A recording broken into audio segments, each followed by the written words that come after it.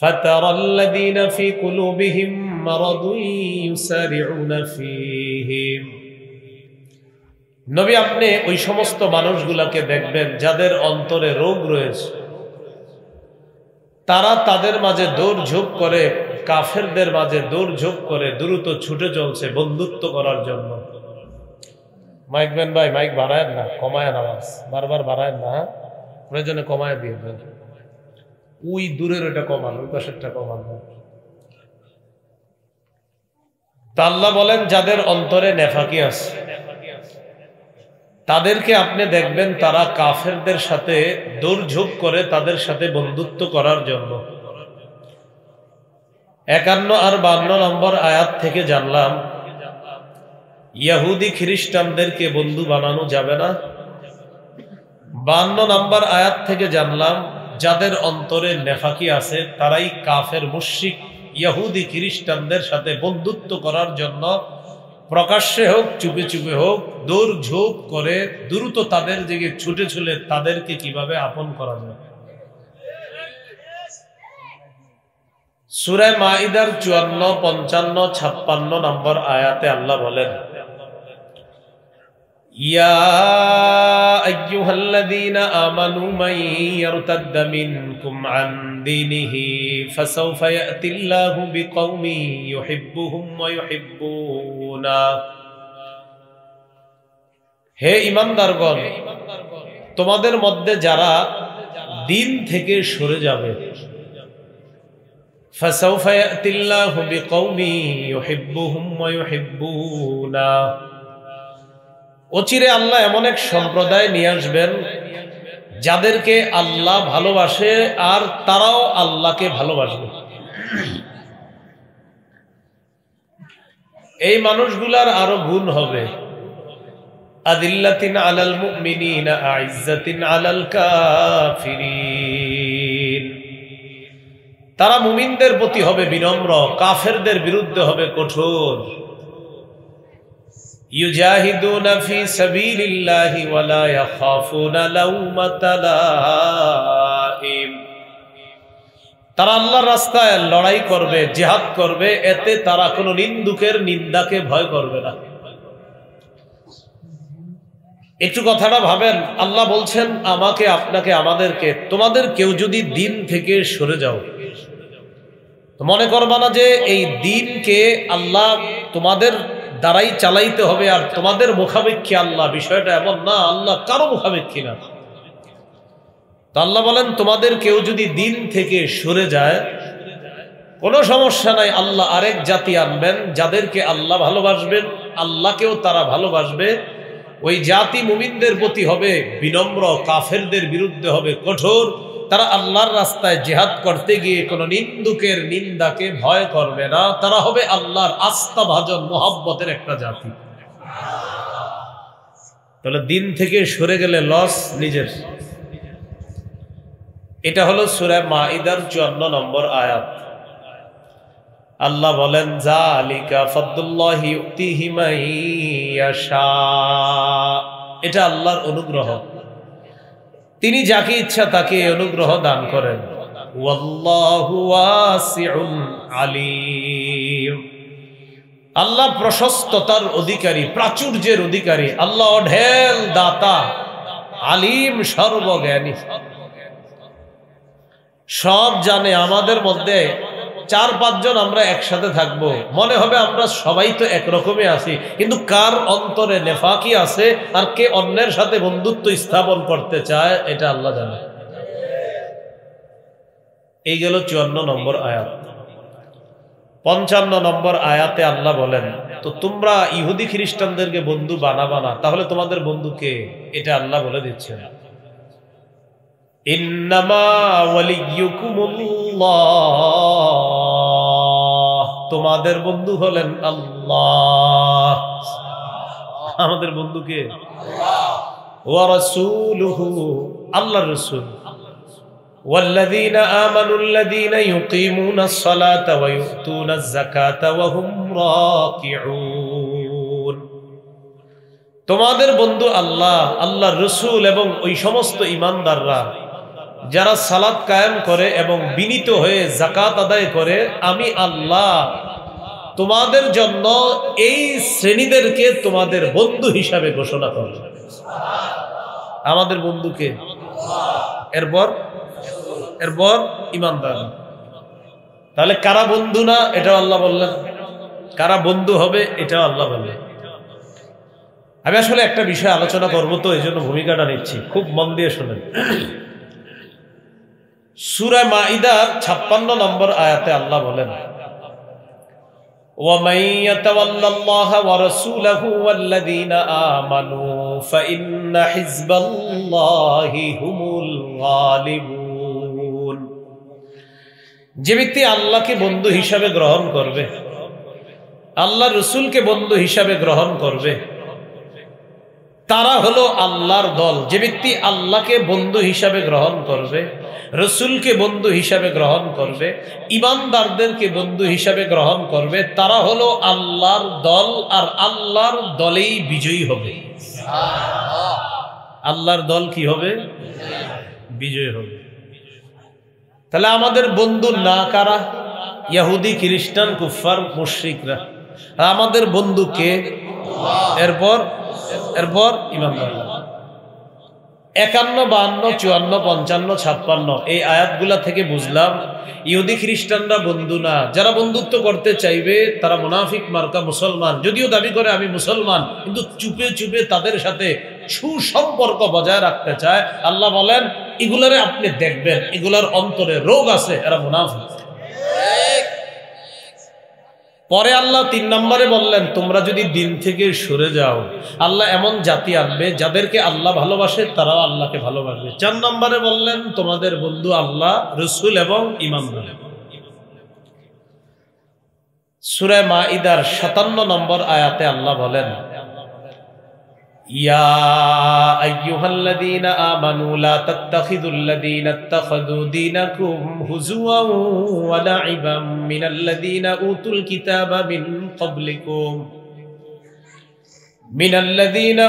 কিতাবা মিন ক্বাবলিকুম ওয়াল কুফফারা আউলিয়া ওয়াত্তাকুল্লাহা in কুনতুম মুমিনিন। হে ঈমানদারগণ, লা তাত্তাখিযুল্লাযীনা ইত্তাখাযু দীনাকুম হুজুওয়ান ওয়া লা'iবা মিনাল্লাযীনা উতুল কিতাবা মিন ক্বাবলিকুম ওয়াল কুফফারা আউলিয়া। তোমাদের পূর্ববর্তী যাদেরকে কিতাব দেওয়া হয়েছে, ইহুদি, খ্রিস্টান এবং কাফেরদের মধ্যে যারা তোমাদের ধর্মকে উপহাস এবং খেল তামাশার পাত্র বানায়, তাদেরকে তোমরা বন্ধু হিসাবে গ্রহণ করবা না। যারা তোমাদের ধর্মকে নিয়ে উপহাস করে, খেল তামাশার পাত্র বানায়, তাদেরকে তোমরা বন্ধু হিসাবে গ্রহণ করবা না। কি শিখলাম? আমাদের ধর্ম নিয়ে যারা উপহাস করে, খেল তামাশা করে, তাদেরকে বন্ধু হিসাবে গ্রহণ করা যাবে না। তাদের কোনো কৃষ্টি, কালচার, অসভ্যতা আমরা গ্রহণ করতে পারি না। আসলে ঠিক। তাহলে আগামীকাল কয় তারিখ? ডিসেম্বরের 31 তারিখ। এটা রাত 12টা 1 মিনিটের অপেক্ষা করবে অনেকে। এটার নাম হবে 31st নাইট। এটা কি আমাদের কালচার না তাদের কালচার? তো এটা কি মুসলিম হিসাবে গ্রহণ করা যাবে? না, যাবে না। এই কালচার মুসলিম হিসাবে আমরা কেন গ্রহণ করব না? এর 10টা কারণ মনে রাখবো। বলেন কয়টা? 10টা। প্রথমে আমরা জানলাম ইহুদি খ্রিস্টানদেরকে বন্ধু হিসাবে গ্রহণ করা যাবে না। তো এখন আপনাদের সামনে বললাম যে আগামীকালকে যে একটা রাতকে কেন্দ্র করে উল্টা পাল্টা অপসংস্কৃতি পৃথিবীতে যারা সাপ্লাই করলো, তারা কারা? তো এই মাত্রই না আমরা বললাম যে না, আমরা ইহুদি খ্রিস্টানদেরকে বন্ধু বানাবো না, আমাদের বন্ধু আল্লাহ, আল্লাহ রসুল আর ইমানদাররা। আল্লাহ কি অপসংস্কৃতি, অসভ্যতাকে গ্রহণ করতে বলছে? রসুল বলছে? তো আমাদের বন্ধু যারা, তারা বলে নাই। আমরা যাদেরকে বন্ধু বানাবো না, তারা আগামীকালকে কিছু সাপ্লাই করবে। তো এটা কি আমাদের সংস্কৃতি না তাদের? এটা আমরা গ্রহণ করতে পারি না। এর এক নাম্বার কারণ, কালকের যে সংস্কৃতি হবে কিছু অপসংস্কৃতি, এটা কি আমাদের কালচার না বিজাতীয় কালচার? এটা হলো এক নাম্বার কারণ। বিজাতীয় কালচার এটা মুসলিমরা গ্রহণ করতে পারে না, কারণ ইসলাম এটাকে হারাম করেছেন। সূরা আলী ইমরানের 19 নম্বর আয়াতে আল্লাহ বলেন, ইন্নাদ-দীনা ইনদাল্লাহিল ইসলাম, আল্লাহর কাছে মনোনীত ধর্ম ইসলাম। সূরা আলী ইমরানের 85 নম্বর আয়াতে আল্লাহ বলেন, ওয়া মান ইয়াবতাগি গায়রাল ইসলামি দীনান ফালাই ইউকবালা মিন, যে ব্যক্তি ইসলাম ছাড়া অন্য কিছুকে ধর্ম হিসাবে গ্রহণ করবে, এটা তার থেকে গ্রহণ করা হবে না, কিছুতেই গ্রহণ করা হবে না। ওয়া হুয়া ফিল আখিরাতি মিনাল খাসিরিন, সে আখিরাতে ক্ষতিগ্রস্তদের অন্তর্ভুক্ত হবে। আমরা কি আখিরাতে ক্ষতিগ্রস্তদের অন্তর্ভুক্ত হতে চাই? তাহলে আমরা বিজাতীয় কালচার গ্রহণ করব না কেন? বলেন, এটা ইসলাম হারাম করেছে। কি করেছে? ইসলাম ধর্মে এটা হারাম, তাই এটা আমরা গ্রহণ করতে পারি না। আবু দাউদ শরীফের বর্ণনা 4031 নম্বর হাদিস। এই হাদিসের মধ্যে আসছে, قال رسول الله صلى الله عليه وسلم من تشبه بقوم فهو منهم। রাসূলুল্লাহ সাল্লাল্লাহু আলাইহি সাল্লাম বলেন, এটা সবাই মিলে অনুবাদ করে চলেন, বলেন, যে ব্যক্তি কোন সম্প্রদায়ের সাদৃশ্যতা অবলম্বন করে, কোন সম্প্রদায়ের কালচার গ্রহণ করে, অসভ্যতা গ্রহণ করে, তাদের মতোই নিজেকে সাজায়, সে তাদের থেকেই গণ্য হবে। সে কি হবে? তাহলে কালকে পার্থক্য হয়ে যাবে আমাদের, কে তাদের থেকে গণ্য হবে আর কে হবে না। এ হলো এক নাম্বার, এটা আমাদের কালচার না। খ্রিস্টপূর্ব 46 সালে জুলিয়াস সিজার সর্বপ্রথম এটা আবিষ্কার করছে।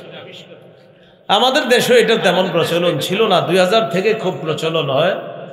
2009 থেকে অবশ্য সরকারিভাবে আতশবাজি ইত্যাদির ব্যাপারে কঠোর অবস্থানে আছে সরকার। গতকালকেও মিরপুর ঘোষণা করছে, আমি যে এরিয়াতে থাকি, আপনারা আবার ওই জায়গায় আমার খুঁজেন না, আমি যে ওখানে সবসময় থাকি এমন না, কোথায় যে থাকি আমি নিজেও এটা বলা মুশকিল। তো যাই হোক, ওখানে ঘোষণা করছে যে এখানে কোনো আতশবাজি, কমিশনারের পক্ষ থেকে ঘোষণা করা হয়েছে কোনো ধরনের আতশবাজি করা যাবে না।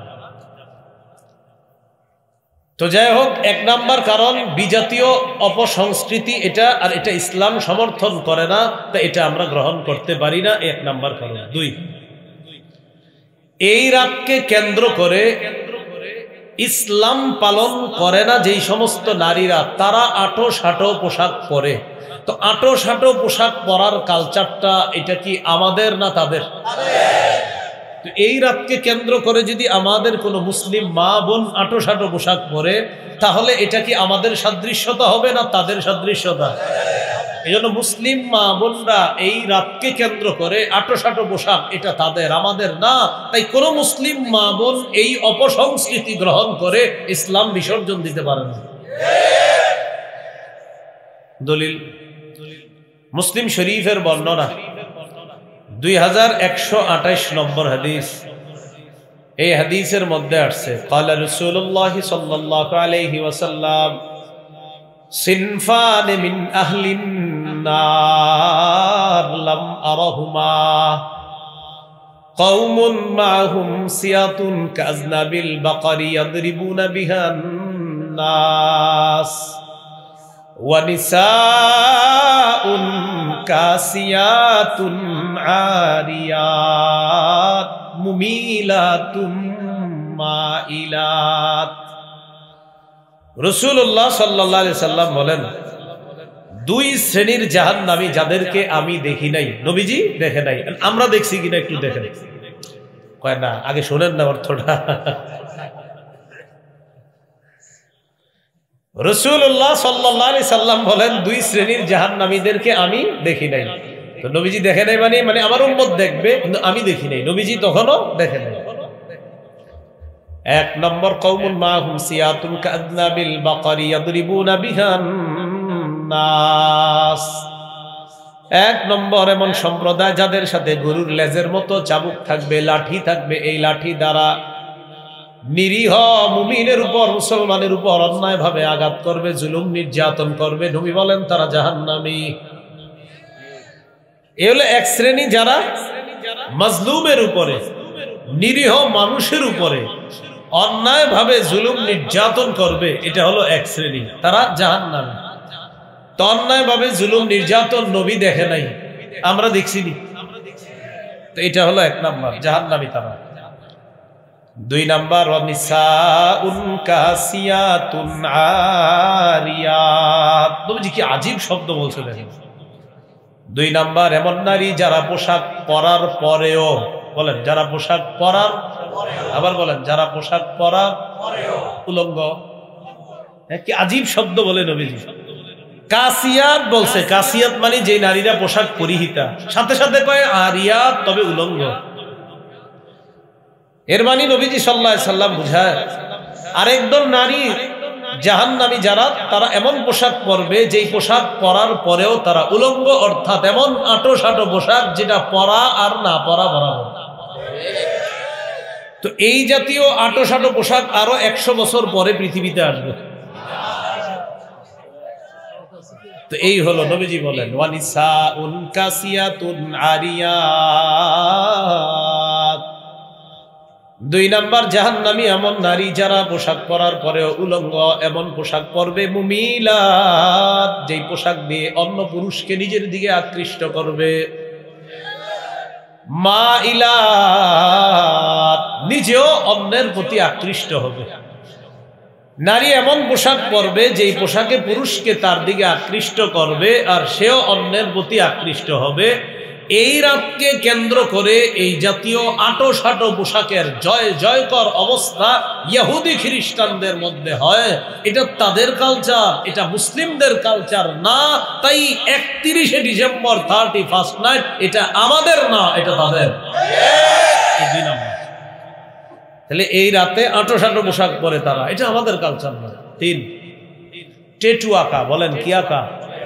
টেটু, উল্কি আঁকে, আপনার সুই ঢুকায়া উল্কি আঁকে। এই উল্কি ইত্যাদি আইকা এরপরে আপনার রাত 12টা 1 মিনিটের অপেক্ষায় থাকবে আর উল্টা পাল্টা যা করবে বিভিন্ন জায়গায় গিয়ে আপনার আজকে থেকে হয়তো বুকিং দেওয়া শুরু হয়ে গেছে বিভিন্ন জায়গায়। উল্কি আঁকা, যেই নারী উল্কি আঁকে, যার শরীরে আঁকে, উভয়ের উপর নবীজি অভিশাপ দিছে। সহিহ বুখারীর বর্ণনা 5940 নম্বর হাদিস। এই হাদিসের মধ্যে আসছে, বর্ণনাকারী আব্দুল্লাহ ইবনে ওমর রাদিয়াল্লাহু তাআলা আনহুমা, তিনি বলেন আন আব্দুল্লাহ ইবনে ওমর রাদিয়াল্লাহু তাআলা আনহুমা লাআনান নবী সাল্লাল্লাহু আলাইহি ওয়াসাল্লাম আল ওয়াসিলা ওয়াল মুস্তাওসিলা। নবীজি সাল্লাল্লাহু আলাইহি সাল্লাম ওই নারীকে অভিশাপ দিয়েছেন যেই নারী পর চুলা ব্যবহার করে, মানে অন্যের চুল লাগায়। যেই নারী অন্যের চুল লাগিয়ে সৌন্দর্য বাড়ায় আর তার মাথায় যেই নারী এই চুলটা লাগিয়ে দেয় অথবা যে ব্যবস্থা করে দেয়, উভয়ের উপর নবী অভিশাপ দিয়েছে। ওয়াল ওয়াশিমা, ওয়াশিমা মানে যে উল্কি আঁকে, টেটু আঁকে যেই নারী। ওয়াল মুস্তাওশিমা, যেই নারী অন্যের শরীরে এঁকে দেয় এবং যেই নারীর শরীরে আঁকা হয়, উভয়ের উপর আল্লাহ রাসূলের অভিশাপ। এই জাতীয় কাজ মনে রাখবেন, সুই দিয়ে শরীরে কারণ ছাড়া ছিদ্র করা। একটা হলো ডাক্তারের সুই দেওয়া, এটা ভিন্ন মাসালা। আরেকটা হলো ইচ্ছাকৃতভাবে আপনি সুই দিয়ে ছিদ্র করে উল্কি ইত্যাদি আঁকার জন্য সুই দিয়ে ছিদ্র করা, এটা জায়েজ নাই। যেই নারীরা এরকম করবে আর যেই নারী অন্য নারীর শরীরে এটা এঁকে দিবে, উভয়ের উপর আল্লাহ রাসূল অভিশাপ দিয়েছেন। আমার হাবিব অভিশপ্ত করেছেন যেই জাতীয় কাজকে, ওই জাতীয় অভিশপ্ত কাজ মুসলিম নারী মা বোনরা করতে পারে না। তাই 31st নাইট এটা মুসলমানদের না, এটা অন্যদের।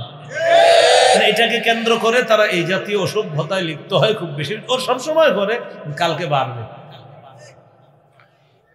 4 নাম্বার এই রাতে কেন্দ্র করে আতশবাজি হয়। বলেন কি বাজি? আতশবাজির মাধ্যমে মুসলমান কষ্ট পায়নি। আপনারা যারা বাইক চালান না, হঠাৎ যদি দেখেন পাশে একটা বাজি ফুটছে, এরকম হইতে পারে খেতে ছেড়ে দিতে পারে বাইক। মানে কি হইলো ঘটনাটা? এরকম একটা অবস্থা। রাস্তা দিয়ে দুই বন্ধু সুন্দর হাঁটতে হাঁটতে কথা বলবেন, হঠাৎ দুজন লাফ দিয়ে উঠবেন, কি হইলো ঘটনা? পাশে একটা বাজি ফুটছে। আতশবাজির মাধ্যমে মুমিনদেরকে মুমিন নারী পুরুষকে কষ্ট দেওয়া হয়। কারণ ছাড়া মুমিন নারী পুরুষকে কষ্ট দেওয়া হারাম। মুমিন নারী পুরুষকে অন্য কোনো মুমিন কষ্ট দিতে পারে না। তাই 31st নাইটে এটাও তাদের একটা নোংরামি, আর এই নোংরামিটা মুসলমান গ্রহণ করতে পারে না। এটা মুসলমান কষ্ট পায়। দলিল সূরা আহজাবের 58 নম্বর আয়াতে আল্লাহ বলেন, والذين يؤذون المؤمنين والمؤمنات والذين يؤذون المؤمنين والمؤمنات بغير ما اكتسبوا فقد احتملوا بهتانا وإثما مبينا। যারা কোনো কারণ ছাড়া মুমিন নারী পুরুষকে কষ্ট দেয়, তারা প্রকাশ্য পাপ বহন করবে। এই পাপ বহন করে পাপের বোঝা নিয়ে কবরে যেতে হবে। আপনি আতশবাজির মাধ্যমে কোন মুমিনকে কষ্ট দিছেন, নারী পুরুষকে কষ্ট দিছেন, এই কষ্ট দেওয়ার কারণে পাপের বোঝা বহন করে আল্লাহর আদালতে দাঁড়ানোর জন্য তৈরি থাকতে হবে। তো মুমিন কোনো কারণ ছাড়া অন্য কোনো মুমিনকে কষ্ট দিতে পারে না। তিরমিজি শরীফের বর্ণনা 2032 নম্বর হাদিস। এই হাদিসের মধ্যে আসছে, ক্বালা রাসূলুল্লাহ সাল্লাল্লাহু আলাইহি ওয়াসাল্লাম, ইয়া মা'শারা মান ক্বাদ আসলামা বিলিসানিহি ওয়া লাম ইউবজিল ঈমানু ইলা কলবি, ওয়া ফি রিওয়ায়া ইয়া মা'শারা মান আমানা বিলিসানিহি ওয়া লাম ইয়াদখুলিল ঈমানু কলবা। হে ওই সমস্ত মুসলমানগণ যারা শুধু মুখে ইসলাম গ্রহণ করলা, কলবের মধ্যে যাদের এখনো ইসলাম ঢুকে নাই। অন্য বর্ণনায় নবী বলেন, হে ওই সমস্ত ঈমানদারগণ যারা শুধু মুখে ঈমানের দাবি করলা, এখনো যাদের কলবের মধ্যে ঈমান প্রবেশ করে নাই। লা তুযুল মুসলিমিনা, তোমরা মুসলমানদেরকে কষ্ট দিও না। ডাইরেক্ট নবী নিষেধ করছে, লা তুযুল মুসলিমিনা, তোমরা মুসলমানদেরকে কষ্ট দিবে না। ওয়ালা তুআইয়িরুহুম, মুসলমানদেরকে অপমান করবা না। ওয়ালা তাত্তাবিউ আওরাতিহিম, মুসলমানদের দোষ চর্চা করবা না। ফাইন্নাহু মান তাতাব্বা আওরাত আখিহিল মুসলিম, কোন ব্যক্তি যদি তার মুসলমান ভাইয়ের দোষ চর্চা করে, তাতাব্বা আল্লাহু আওরাতা, আল্লাহ তার দোষ প্রকাশ করে দেয়। কেউ যদি তার মুসলমান ভাইয়ের দোষ চর্চা করে, আল্লাহ তার দোষ প্রকাশ করে দেয়। ওয়ামান তাতাব্বা আল্লাহু আওরাতা, আল্লাহ যদি কারো দোষ প্রকাশ করে দেয়, ইয়াফযাহু ওয়ালাউ ফি বাইতিহি ওয়া ফি রিওয়ায়া ওয়ালাউ ফি জাওফি রাহলিহি, আল্লাহ যদি কারো দোষ প্রকাশ করে, তাকে তার ঘরের মধ্যে রাইখাও আল্লাহ অপমান করে ছাড়বে। তার ওটের পিঠে বসায়া আল্লাহ তাকে অপমান করে ছাড়বে, যদি কারো দোষ আল্লাহ প্রকাশ করে দেয়। এখন আসেন, এই হাদিসে যে মূল বিষয় আমাদের শিক্ষা, নবী বললেন, যারা মুখে ঈমান আনছো এখনো কলবে ঢুকে নাই, তোমরা মুসলমানদেরকে কষ্ট দিও না। কি বুঝলাম হাদিসটা? আবার বুঝেন, দেখেন আমি বারবার বাংলাটা 2-3 বার বলি আর কিছু ঢুকার মাথায়। নবী বলছেন, যারা মুখে ঈমান এনেছো কলবে ঈমান ঢুকে নাই, যারা মুখে ঈমান এনেছো কলবে ঈমান ঢুকে নাই, তোমরা মুসলমানদেরকে কষ্ট দিও না। মানে কি? মানে হলো, যেই মুমিন দাবি করে যে আমি ইমানদার, আমার নাম আব্দুর রহমান, কিন্তু সে অন্য কোনো মুসলমানকে কষ্ট দেয়, হাদিস দ্বারা নবী বুঝায়, কেউ যদি মুখে দাবি করে আমি ইমানদার আর সে অন্য কোনো মুমিনকে কষ্ট দেয়, এর মানে সে মুখেই ইমানদার দাবি করলো, তার কলবে এখনো ঈমান ঢুকে নাই। তাহলে মুসলমানকে কষ্ট দেওয়া মানে হলো শুধু মুখে দাবি করা আমি মুসলমান, তার কলবে এখনো ঈমান ঢুকে নাই। এই জন্য এই রাতকে কেন্দ্র করে আতশবাজির মাধ্যমে কোনো মুসলমানদেরকে আমরা কষ্ট দিতে পারি না। তাই 31শে ডিসেম্বর 31st নাইট এই বিজাতীয় কালচার আমরা গ্রহণ করতে পারি না। সহিহ বুখারীর বর্ণনা 11 নম্বর হাদিস, এই হাদিসের মধ্যে আসছে আবু মুসা রাদিয়াল্লাহু তাআলা আনহুর বর্ণনা, তিনি বলেন কুলতু ইয়া রাসূলুল্লাহ আইয়ুল মুসলিমিনা আফযাল, আমি আল্লাহর নবীকে প্রশ্ন করলাম, ইয়া রাসূলুল্লাহ কোন মুসলমান সবচেয়ে শ্রেষ্ঠ? নবীজি জবাব দিলেন, মান সালিমাল মুসলিমুনা মিন লিসানিহি ওয়া ইয়াদিহি, যার হাত এবং মুখের কষ্ট দেওয়া থেকে অন্য মুসলমান নিরাপদ হয়ে যায়, আমি তাকে শ্রেষ্ঠ মুসলমান বলে ঘোষণা করলাম। আমি আর উনি পাশাপাশি থাকি, উনিও মুসলমান আমিও মুসলমান। এখন উনি যদি আমার জবানের কষ্ট দেওয়া আর হাতের কষ্ট দেওয়া নিরাপদ থাকে, নবীজি বলেন তোমার হাতের কষ্ট আর জবানের কষ্ট দেওয়া থেকে তোমার পাশের মুসলমান যদি নিরাপদ থাকে, আমি নবী তোমাকে শ্রেষ্ঠ মুসলমান বলে ঘোষণা করব। এই জন্য আজকে থেকে চিন্তা করবেন, সকালবেলা যখন ঘুম থেকে উঠবেন তখন চিন্তা করবেন আমার শরীর দিয়ে আমার জবান দিয়ে যেন কোনো মুসলমান কষ্ট না পায়। মনে মনে নিজেরে সান্ত্বনা দিবেন যে আমার নবীর হাদিসের ভাষা অনুযায়ী আমি যদি কাউরে হাত দিয়ে কষ্ট না দেই, জবান দিয়ে কষ্ট না দেই, মানুষ আমারে চিনলে ছিল আর না চিনলে নাই, আল্লাহর আদালতে তো আমি শ্রেষ্ঠ মুসলমান হয়ে যাব। কারণ আপনারে কেউ না চিনুক, নবীজি সাল্লাল্লাহু আলাইহি ওয়াসাল্লাম বলেন তোমার হাত আর তোমার জবানের কষ্ট দেওয়া থেকে অন্য মুসলমান নিরাপদ থাকলে তুমি শ্রেষ্ঠ মুসলমান। রাসূলুল্লাহ সাল্লাল্লাহু আলাইহি সাল্লামের আরেকটা হাদিস, সহিহ বুখারীর বর্ণনা 6136 নম্বর হাদিস। এই হাদিসের মধ্যে আসছে ক্বালা রাসূলুল্লাহ সাল্লাল্লাহু আলাইহি ওয়াসাল্লাম মান কানা ইউমিনু বিল্লাহি ওয়াল ইয়াউমিল আখিরি ফালা ইউজি জারা। নবীজি বলেন কেউ যদি আল্লাহকে বিশ্বাস করে, আখিরাত বিশ্বাস করে, সে যেন তার প্রতিবেশীকে কষ্ট না দেয়। আতশবাজির মাধ্যমে আপনার আশেপাশে যারা কষ্ট পাবে, নবী বলেন তুমি যদি আল্লাহকে বিশ্বাস করো, আখিরাত বিশ্বাস করো, তুমি যেন প্রতিবেশীকে কষ্ট না দাও। এই হাদিসে আরো কয়েকটা আছে, ওয়ামান কানা ইউমিনু বিল্লাহি ওয়াল ইয়াউমিল আখিরি ফালইউকরিম দাইফাহ। কেউ যদি আল্লাহকে বিশ্বাস করে আর আখিরাতকে বিশ্বাস করে, সে যেন মেহমানকে সম্মান করে। এরপর নবী বলেন ওয়ামান কানা ইউমিনু বিল্লাহি ওয়াল ইয়াউমিল আখির ফালইয়াকুল খায়রান আও লিয়াসমুত। কেউ যদি আল্লাহকে বিশ্বাস করে আর আখিরাতকে বিশ্বাস করে, সে যেন ভালো কথা বলে অথবা সে যেন চুপ থাকে। এই হাদিসের প্রথম অংশের শিক্ষা, কেউ যদি আল্লাহকে বিশ্বাস করে আর আখিরাতকে বিশ্বাস করে, সে যেন প্রতিবেশীকে কষ্ট না দেয়।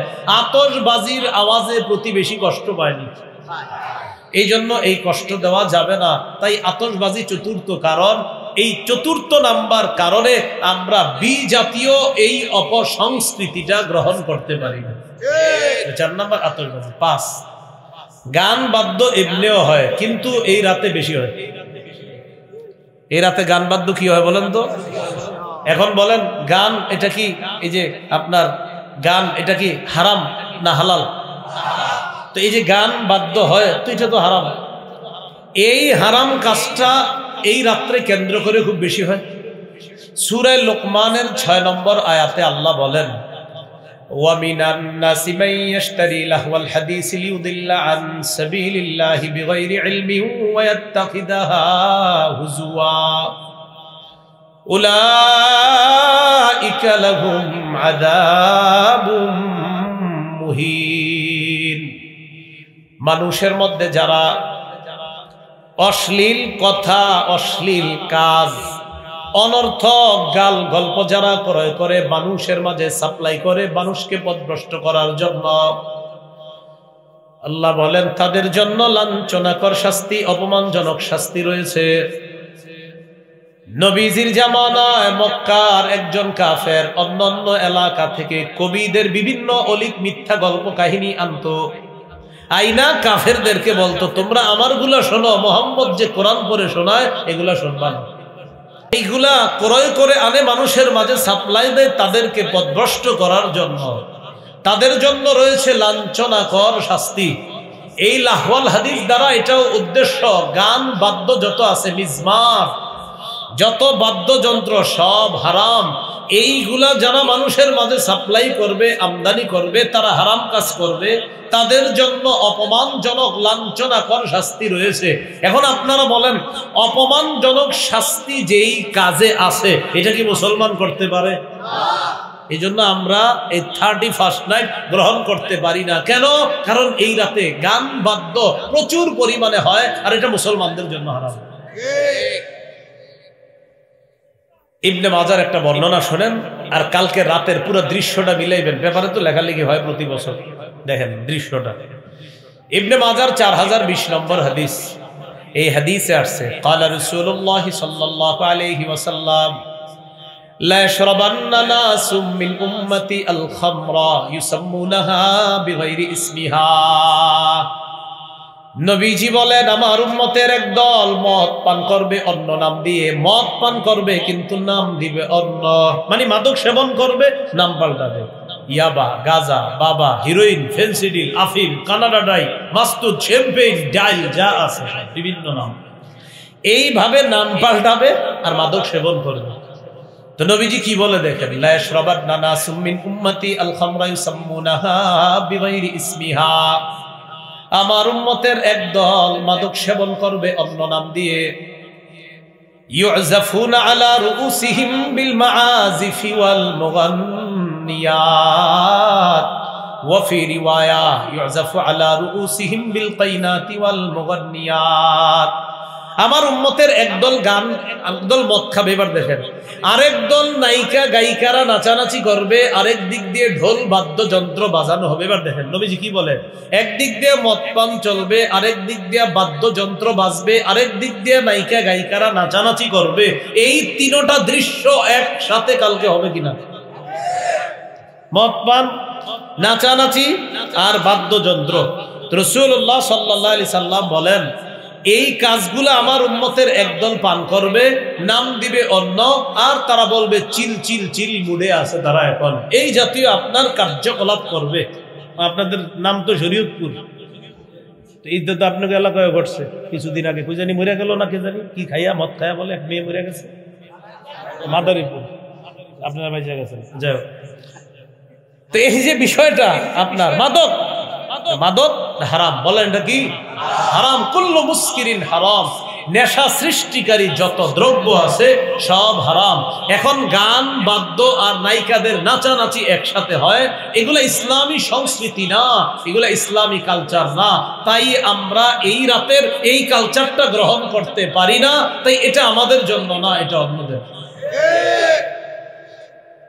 রাসূলুল্লাহ সাল্লাল্লাহু আলাইহি সাল্লাম আরেকটা হাদিসের মধ্যে বলেন, সহিহ বুখারীর 5590 নম্বর হাদিস, লা ইয়াকুনান্না মিন উম্মতি আকওয়াম ইস্তাহিল্লুনাল হিররা ওয়াল হারিরা ওয়াল খামরা ওয়াল মাআজিফ।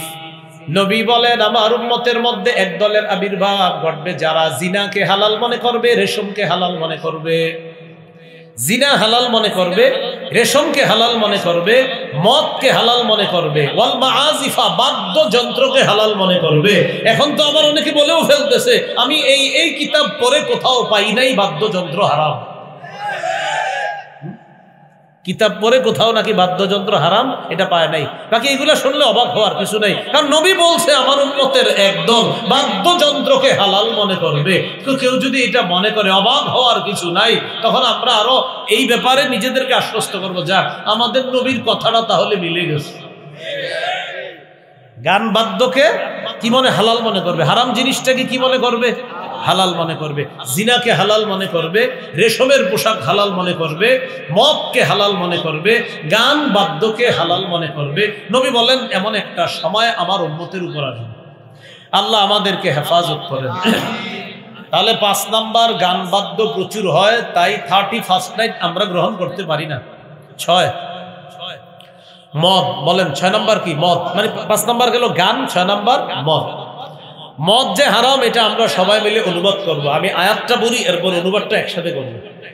সূরা মাইদার 90-91 নম্বর আয়াতে আল্লাহ বলেন, ইয়া আইয়ুহাল্লাযীনা আমানু ইন্নামাল খামরু ওয়াল মাইসিরু ওয়াল আনসাবু ওয়াল আজলামু রিজসুম মিন আমালিশ শাইতান। বলেন হে ঈমানদারগণ, মদ, জুয়া, মূর্তি, ভাগ্য নির্ণয়ক বস্তু, ভাগ্য নির্ণয়ক স্বর, যেগুলো আপনার মেলা ইত্যাদিতে অনেক ভাগ্য নির্ণয়ক বিভিন্ন জিনিস, এটা বলবে। ও আজকে আসার সময় এক জায়গায় দেখছি টিয়া পাখি, ময়না পাখি দিয়া করতেছে। এই ভাগ্য নির্ণয়ক যত কিছু আছে বলেন নাপাক, বলেন মদ, জুয়া, মূর্তি, ভাগ্য নির্ণয়ক বস্তু নাপাকি, শয়তানের কাজ। কার কাজ? আল্লাহ বলছেন রিজসুন, নাপাক, মিন আমালিশ শাইতান, শয়তানের কাজ। ফাজতানিবু, তোমরা বিরত থাকো, লাআল্লাকুম তুফলিহুন, যাতে তোমরা সফলকাম হও। তাহলে মদ থেকে বাঁচলে মুমিন সফলকাম হবে। আগামীকাল মদের জয় জয়কর অবস্থা হবে, তো এটা থেকে বাঁচার নাম সফলতা নাকি এটাতে ডুবে থাকার নাম সফলতা? তাহলে আমরা সফল হতে চাই না। তো এই রাতে যেহেতু মদের জয় জয়কর অবস্থা একদল মানুষ করবে, তাই আমরা এই রাতে কোনো উদযাপন না করে তাদেরকে জানায়া দিব এটা আমাদের না, এটা তাদের, যাদেরকে বন্ধু হিসেবে আমরা গ্রহণ করতে পারি। এরপর আল্লাহ বলেন ইন্নামা ইউরিদুশ শাইতানু আন ইউকিআ বাইনাকুমুল আদাওয়াতা ওয়াল বাগদাআ ফিল খামরি ওয়াল মাইসির ওয়া ইয়াসুদ্দাকুম আন যিকরিল্লাহি ওয়া আনিস সালাহ। শয়তান তোমাদের মধ্যে মদ এবং জুয়ার মাধ্যমে বিদ্বেষ সৃষ্টি করতে চায়, শত্রুতা সৃষ্টি করতে চায়। শয়তান মদ এবং জুয়ার মাধ্যমে তোমাদেরকে আল্লাহর জিকির থেকে সরায়া রাখতে চায়, নামাজ থেকে সরায়া রাখতে চায়। মদ খাইলে নামাজে যাইতে তো আল্লাহ নিষেধ করছে, মদ খাইলে তো নামাজে যাওয়া যাবে না, তো আল্লাহরই নিষেধ। লা তাকরাবুস সালাত ওয়া আনতুম সুকারা, মাতাল অবস্থায় নামাজের কাছে যাও না। অতএব যারা মদ পান করবে, ইবলিস চায় তারা যেন নামাজে না যায়। জুয়া যারা খেলে এরা এমন নেশায় মত্ত হয়ে যায়, জুয়া খেলতে খেলতে ঘর বাড়ি যা আছে সব বিক্রি করে ফেলে। নামাজ আর আল্লাহর স্মরণ তো অনেক দূরে। তো জুয়া আর মদের মাধ্যমে শয়তান আমাদের মাঝে বিদ্বেষ সৃষ্টি করতে চায়, নামাজ থেকে দূরে সরাইতে চায়, আল্লাহর জিকির থেকে দূরে সরাইতে চায়। এবার বুঝে শুনে বলবেন, যেই কাজ আল্লাহর জিকির থেকে দূরে সরায়, যেই কাজ নামাজ থেকে দূরে সরায়, যেই কাজ মুসলমানদের মাঝে শত্রুতা সৃষ্টি করে, এই কাজ কি আমাদের? এই জন্য মদ এটা আমাদের না। এই হলো 6 নাম্বার কারণ। 7 নাম্বার বলেন জিনা। জিনা ব্যভিচার। এই জিনা ব্যভিচার জয় জয়কর অবস্থায় রূপ নেয়। অনেকে কি করে জানেন? তার সন্তানকে পুরো বছর আপনার কোচিং সেন্টারে নিয়ে যায় রিক্সা দিয়ে, যে আমার মেয়েটার উপর যেন কেউ খারাপ দৃষ্টি না দেয়। মানে খুব সেভ করে, ভাই নিয়ে যায় বা বাবা নিয়ে যায়, কে আমার বোনটাকে, আমার মেয়েটাকে কেউ যেন খারাপ দৃষ্টি না দেয়। তো বছরে বিশেষ একটা দিনে ছেড়ে দেয় মেয়েরে, যে থাক একদিনই তো।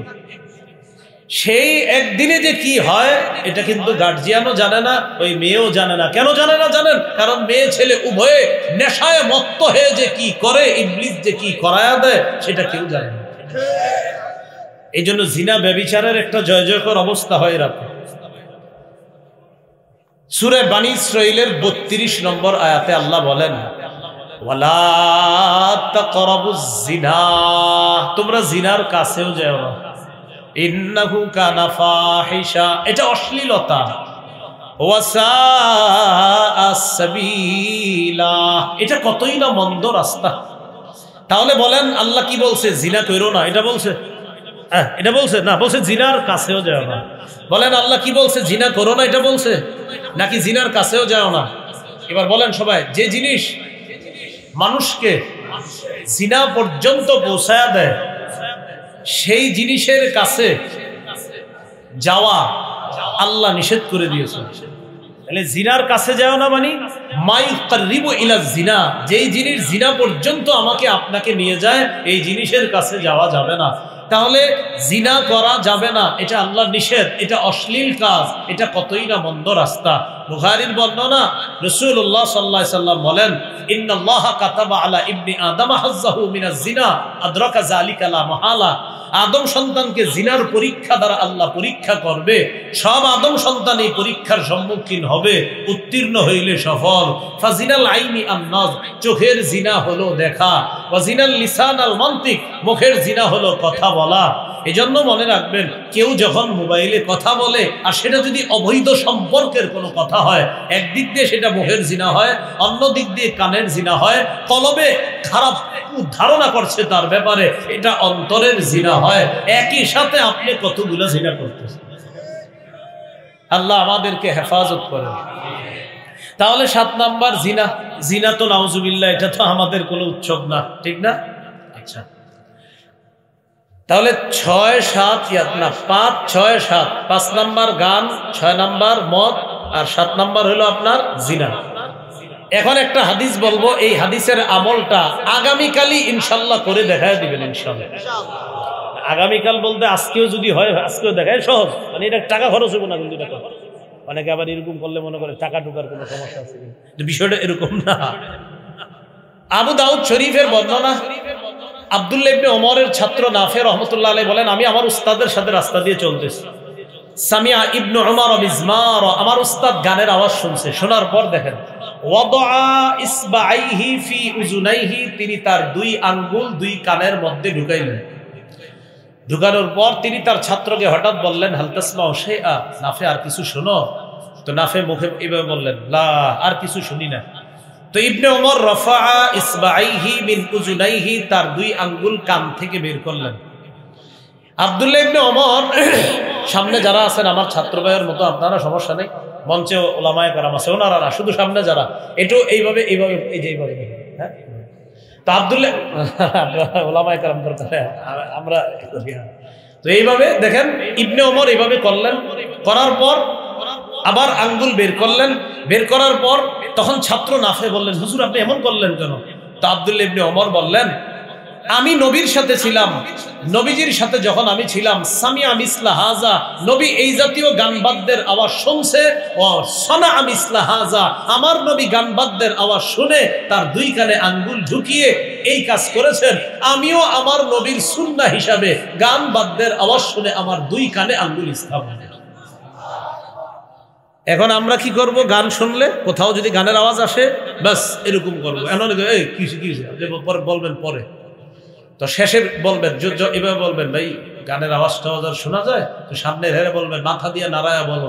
তো সে যদি বলে হ্যাঁ, আপনি আঙ্গুল বের করবেন না। যখন বলবে না, তখন বের করে বলবেন, শোনো, আব্দুল্লাহ ইবনে ওমর নবীর সাহাবী, তিনি এমন করেছেন। তার ছাত্র বলছে, আপনি কেন করেছেন? নবীর সাহাবী জবাব দিয়েছে, নবীর কানে এরকম একদিন বাদ্যযন্ত্রের আওয়াজ আসছে, নবীও কানে আঙ্গুল ঢুকিয়ে এই আমল করেছেন। বাদ্যযন্ত্রের আওয়াজ শেষ হওয়ার পর নবী আঙ্গুল বের করেছেন। আমার নবী আর নবীর সাহাবী যে আমলটা করেছে, আমিও শরীয়তপুরের একজন মুসলিম হিসাবে সে আমলটা করেছি। তাহলে এটা আমরা করবো না, বলে ইনশাআল্লাহ। তার গান শুনবো না, আর যদি হয় কখনো গান, তাহলে আমরা এটা করবো ইনশাআল্লাহ। তাহলে 5, 6, 7, 5 গান, 6 মদ, 7 জিনা। 8 নাম্বার অর্থের অপচয়। বলেন কিসের অপচয়? প্রচুর পরিমাণ অর্থের অপচয়। অনেকে কিন্তু প্ল্যান করছে, আপনাদের অনেক যুবকরা, যে কালকে এটা এটা করবেন, প্ল্যান করে ফেলছে। অর্থের অপচয়, এটা করা যাবে না। সূরা আরাফের 31 নম্বর আয়াতে আল্লাহ বলেন, কুলু, বলেন খাও, ওয়াশরাবু, পান করো, বলেন খাও, পান করো, অপচয় করো না। আল্লাহ বলছেন কুলু, খাও, ওয়াশরাবু, পান করো, ওয়ালা তুসরিফু, অপচয় করবা না। ইন্নাহু লা ইউহিব্বুল মুসরিফিন, আল্লাহ সীমালঙ্ঘনকারীকে পছন্দ করেন না। যারা অর্থের অপচয় করে, তারা সীমালঙ্ঘনকারী, তাদেরকে আল্লাহ পছন্দ করেন না। আমি জানতে চাই, কালকে রাতকে কেন্দ্র করে আমরা অর্থ অপচয় করে সীমালঙ্ঘনকারী হব? এই জন্য আমরা এই রাত গ্রহণ করতে পারি না। নয়, সময়ের অপচয়। কিসের অপচয়? কিয়ামতের ময়দানে 5 প্রশ্ন করার আগে আদম সন্তানের 2 পা নড়বে না। এর মধ্যে প্রথম 2টাই জীবন আর যৌবন। তোমার জীবন যৌবন কোন কাজে কোথায় কাটিয়েছো, সময়ের প্রতিটা কড়ায় ঘন্টায় হিসাব হবে। এরপর আপনার পা, পরে আরো 3টা আছে, প্রথম 2টাই জীবন আর যৌবন। এজন্য সময়ের অপচয় যদি করি, এটার হিসাব আল্লাহর কাছে দিতে হবে। 10, এই রাতকে কেন্দ্র করে 12টা 1 মিনিটে কোন কোন এলাকায় শিরকি স্লোগান হবে। কি স্লোগান? যেটা আমাদের বাংলা নববর্ষে অনেকে দেয়, সেটা হলো অগ্নি স্নানে সূচি হোক ধরা। আরো কি নাউজুবিল্লাহ, আরো আগে পরে আছে কিছু। তো শিরকি স্লোগান এটা আমাদের না। সূরা নিসার 48 এবং 116 নম্বর আয়াতে আল্লাহ বলেন, ইন্নাল্লাহা লা ইয়াগফিরু আইয়ুশরাকা বিহি, যে ব্যক্তি আল্লাহর সাথে শিরিক করে নিঃসন্দেহে আল্লাহ তাকে ক্ষমা করেন না। ওয়া ইয়াগফিরু মা দুনা যালিকা লিমান ইয়াশা, শিরিকের নিচে যত অপরাধ আছে যাকে ইচ্ছা আল্লাহ তাকে মাফ করে দেয়। এই 10টা কারণ বললাম, একটু মন দিয়ে শুনেন। 1 নম্বর বিজাতীয় অনুকরণ, 2 নম্বর টেটু আঁকা, 3 নম্বর আটো সাটো পোশাক পরা, 4 নম্বর আতশবাজি করা, 5 নম্বর গান বাদ্য ব্যাপক হয়, 6 নম্বর মদের জয় জয়কর অবস্থা হয়, 7 নম্বর জিনা ব্যভিচার হয়, 8 নম্বর সময়ের অপচয় হয়, 9 নম্বর অর্থের অপচয় হয়, 10 নম্বর শিরকি স্লোগান ইত্যাদি দেওয়া হয়। এই 10টা এটা আমাদের কালচার না, এটা অন্যদের কালচার। সূরা মাইদায় আমরা ওয়াদাবদ্ধ হয়েছি, আমরা তাদেরকে বন্ধু বানাবো না, আমরা বন্ধু বানাবো আল্লাহকে, আল্লাহ রসুলকে আর ইমানদারকে। এখন কথা হলো আমাদের করণীয় কি? একটা তো বছর শেষ হয়ে যায়, আমি আপনি কি করব? আসলে মুমিনরা কি করবে জানেন? মুমিনরা সকালবেলা যখন বেঁচে আছে তখন সন্ধ্যার অপেক্ষা করবে না, সন্ধ্যায় যখন বেঁচে থাকবে সকালের অপেক্ষা করবে না। এটাই মুমিনের হিসাব। এই যে এখন বেঁচে আছি, বলেন আলহামদুলিল্লাহ। কালকে বাঁচবো কিনা জানি না, যদি বেঁচে যাই আলহামদুলিল্লাহ। 1 সপ্তাহ পরে যদি বেঁচে যাই আলহামদুলিল্লাহ। আগামী বছর জানুয়ারি মাসটা যদি পেয়ে যাই 2 দিন পরে আলহামদুলিল্লাহ। যদি না পাই তো আল্লাহর কাছে চলে যাব। এই জন্য তিরমিজির বর্ণনা 2333 নম্বর হাদিস, আব্দুল্লাহ ইবনে ওমর বলেন, ইদা আমসাইতা ফালা তুহাদ্দিস নাফসাকা বিস-সাবাহ, যখন তুমি সন্ধ্যায় উপনীত হও সকালের অপেক্ষা করবা না। ওয়াইদা আসবাহতা ফালা তুহাদ্দিস নাফসাকা বিল মাসা, সকালবেলা সন্ধ্যার অপেক্ষা করবা না। আব্দুল্লাহ ইবনে ওমর বলেন, ফালা তাদরি মাজা ইসমুকা গাদান ইয়া আব্দুল্লাহ, ও আল্লাহর বান্দা তুমি তো জানো না আগামীকাল তোমার নাম কি হবে। তোমার নাম জীবিত হতে পারে, মৃত হতে পারে, তাই তুমি সকালবেলা সন্ধ্যার অপেক্ষা করবা না, সন্ধ্যাবেলা সকালের অপেক্ষা করবা না। সর্বশেষ কথা, তিরমিজি শরীফের 2459 নম্বর হাদিস দিয়ে শেষ করছি। রাসূল সাল্লাল্লাহু আলাইহি সাল্লাম বলেন, আল কাইয়িসু মান দানা নাফসা ওয়া আমিলা লিমা বা'দাল মাউত, সবচেয়ে জ্ঞানী ওই ব্যক্তি যে নিজেকে চিনে। চিনা দ্বারা উদ্দেশ্য মান হাসাবা নাফসা, যে নিজের হিসাব নিকাশ করে, ওয়া আমিলা লিমা বা'দাল মাউত, আর মৃত্যুর পরের জন্য যে আমল করে। আমরা কেউ উঠবো না। মৃত্যুর পরের জন্য যে আমল করে আর নিজের হিসাব নিকাশ যে করে, সে হলো সবচেয়ে বড় জ্ঞানী। আমরা কেউ উঠবো না। আল্লাহ আমাদের সকলকে যে কথা